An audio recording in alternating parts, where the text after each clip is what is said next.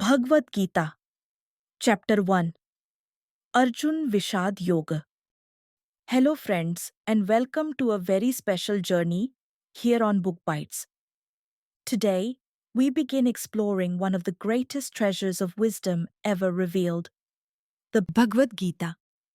Over the course of 18 chapters, this sacred dialogue between Bhagwan Krishna and Arjuna will guide us through life's deepest questions. Questions about duty, purpose, love, courage, and the path to liberation. Each chapter of the Gita is like a step on a spiritual ladder, lifting us from confusion to clarity, from despair to strength, from ignorance to wisdom. And today, we take our very first step. We enter Chapter 1, Arjuna Vishada Yoga, the yoga of Arjuna's despondency.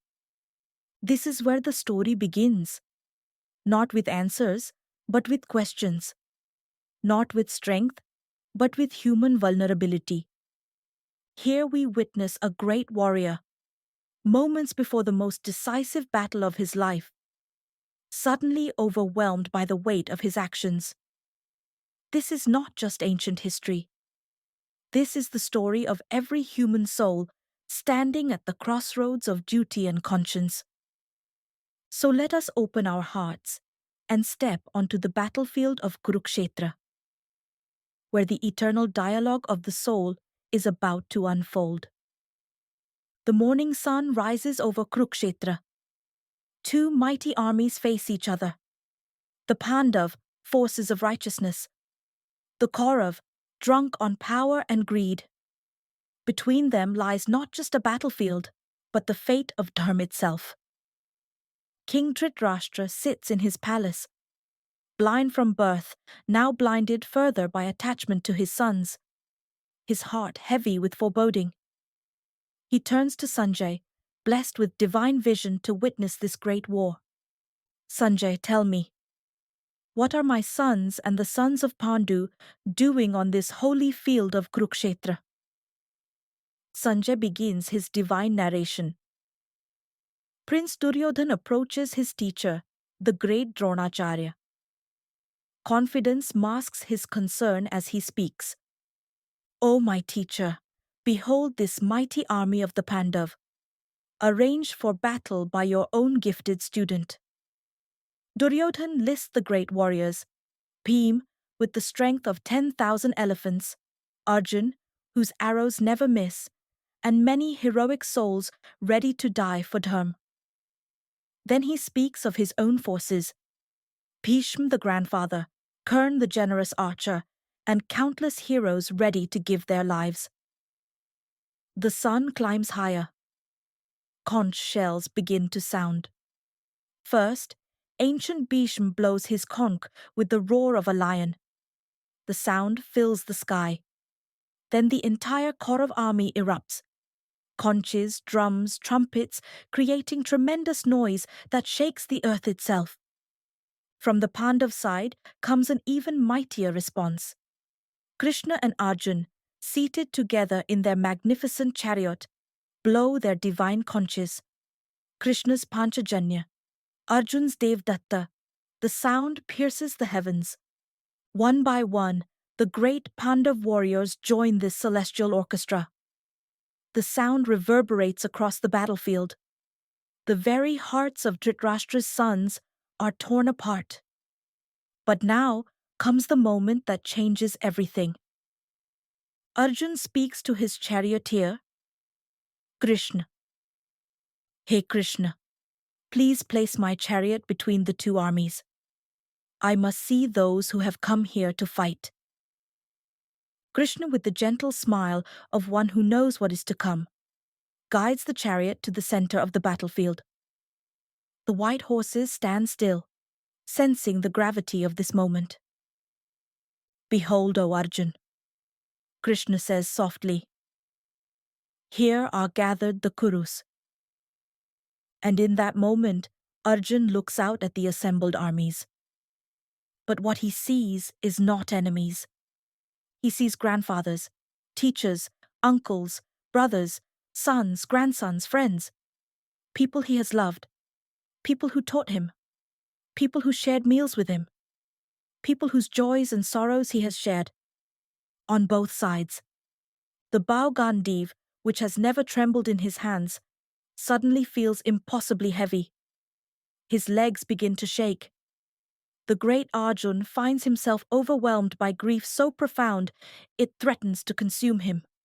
When I see my own kinsmen arrayed for battle, Arjun whispers, his voice breaking, my limbs give way. My mouth becomes dry. My body trembles. My hair stands on end. His anguish multiplies. The bow slips from my hand. My skin burns. I cannot stand steady. My mind seems to be whirling. I see adverse omens, O Krishna. I foresee no good in killing my own kinsmen. I desire neither victory, nor kingdom, nor pleasures. What use is any of this when those for whom we desire these things stand here ready to die? Arjun's voice rises in anguish. Even if they were to kill me, I would not want to kill them. Not even for the sovereignty of the three worlds, how much less for this earthly kingdom. The great warrior continues.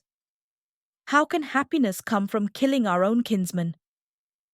We who clearly see the evil in destroying our family, why should we not turn away from this sin? His wisdom deepens his agony. With the destruction of family, eternal traditions perish. When Dharma is destroyed, irreligion engulfs everything. This creates chaos.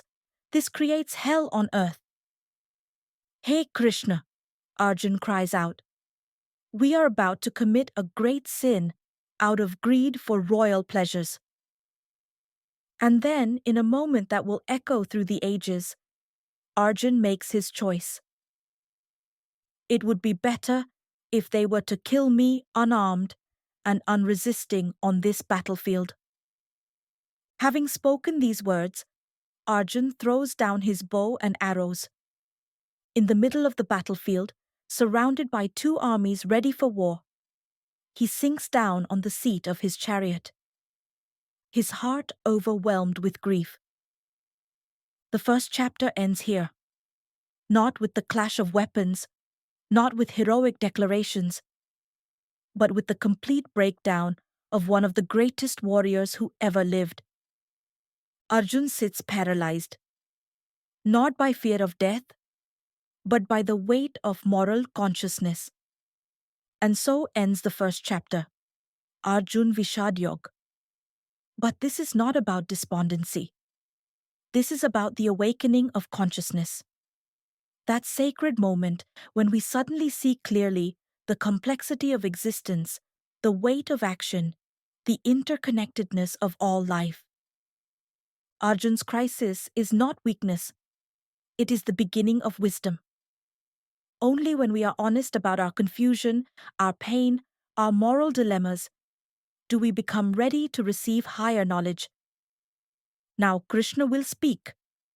The eternal dialogue between the human soul and the divine will begin. Arjun's questions are our questions. His confusion is our confusion.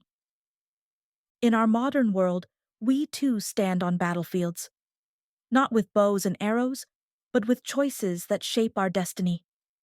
Career versus family. Standing up for what's right when it's difficult.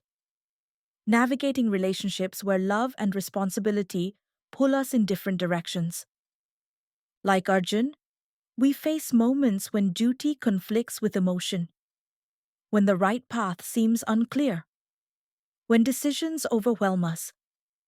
His paralysis reminds us that confusion doesn't make us weak. It makes us human. It makes us ready for wisdom. The battlefield of Kurukshetra lives within each of us. The conversation between Arjuna and Krishna is the eternal dialogue between our confused human nature and our highest spiritual understanding. When you stand on the battlefield of your own life, facing impossible choices, feeling the weight of consequence, How will you decide?